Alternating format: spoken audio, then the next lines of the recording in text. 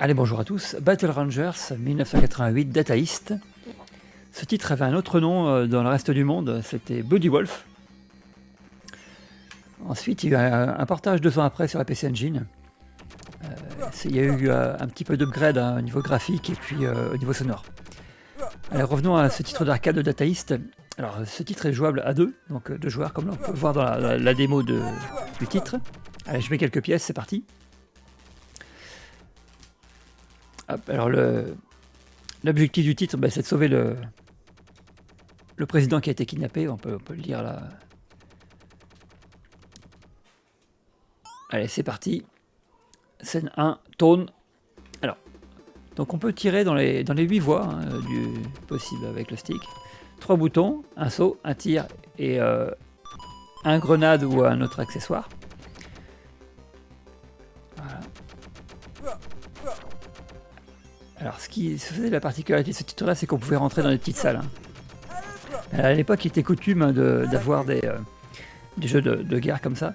On avait eu Cabal, on avait eu Heavy Barrel, on avait eu Mercs, on avait eu Ikari Warrior, pour pas les oublier, ceux-là, c'était vraiment les gros titres cultes, fin 80, début 90. Mais aussi, il était noté que on avait eu pas mal de films et de séries de guerre, donc Platoon et d'autres, hein. Et dont aussi une série qui passait sur la 6, pour ceux qui se souviennent. C'était illustré par la musique Painted Black là, des Rolling Stones. Alors ce qui est assez sympa, c'est qu'il y a quand même pas mal d'ennemis qui peuvent venir à l'écran nous enquiquiner. Donc il va falloir tourner un petit peu, avancer, pas rester mobile. Donc ça nous met dans une zone inconfortable effectivement, dès qu'il y a beaucoup d'ennemis. Donc il ne faut pas hésiter à se déplacer et de temps en temps aller au contact parce que notre perso peut mettre des coups. Et aussi on peut voir qu'ils avaient quand même poussé un petit peu le détail, les développeurs, parce qu'on pouvait faire quelques dégâts au niveau des décors. Bon, c'était un film, mais c'était quand même à noter parce que à l'époque il n'y avait pas beaucoup de titres qu'ils faisaient. Hop là. On dirait Schwarzy là. Et d'ailleurs en parlant de ça, la jaquette Bloody Wolf d'époque, c'était donc des illustrations à l'époque, donc des dessins. Et vite fait on pouvait voir de loin Schwarzenegger sur la jaquette. Alors pour ce qui est du saut, ça reste un petit peu imprécis parce que je me galère un petit peu avec le bouton. Là, quand on est ici au bord, là, faut sauter pas trop près du bord quand même. Voilà, hop, celui-là est déglingué, parfait. Donc notre vie descend comme une bougie, faut vraiment le gérer. Alors, si je monte là-haut, il va me faire chier le fantassin bleu là. Non, c'est bon, ça passe. Quelques petites voix digites, ça fait plaisir. Et donc les otages nous donnaient donc des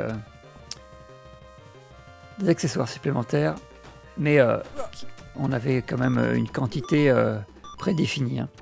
Donc là effectivement le scrolling est dans l'autre sens, donc c'est cool. Ah, j'ai bouffé un crédit. A noter que pour les plus chevronnés et les meilleurs d'entre vous, ce titre-là, vous allez le manger en 35 minutes et encore peut-être même un peu plus rapide pour certains. Mais en gros, c'est 35 minutes. Moi, j'ai mis un petit peu plus. J'ai dû mettre un peu moins de 45 minutes. Voilà, ici, le sous-marin, on dirait un boss dans Cabal, il y en avait un comme ça.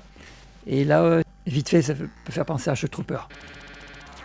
Donc là, il faut bien gérer ses munitions, parce que le sous-marin va essayer de nous enlever la plateforme. Alors il se rapproche, je vais pouvoir essayer de... Ah non, j'ai pas pu l'avoir.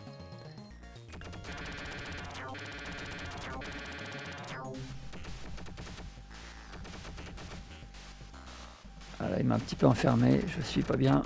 Il va falloir que je bourre le bouton. Ah c'est bon, je vais plus l'avoir. Allez voilà, la scène 1 est terminée. Voilà un petit peu ce que je pouvais vous montrer avec ces quelques minutes de gameplay. N'hésitez pas à l'essayer, hein, parce que c'est vrai que c'est relativement fun. C'est assez court. Et si en plus vous pouvez le faire à deux, c'est le top. Merci à tous d'avoir regardé. À bientôt.